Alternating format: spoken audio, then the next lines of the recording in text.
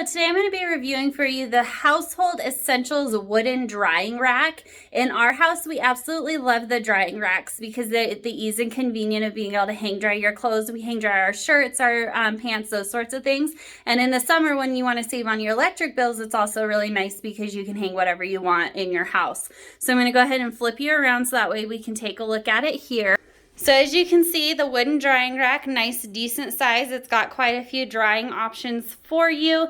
It's got these nice sturdy good pegs that are all secured right in the wood here. You've got 4 across the top, then you got another 3 here in the middle, another 3, and then 1 more there. So it's got good functions for you, nice amount of hanging capabilities.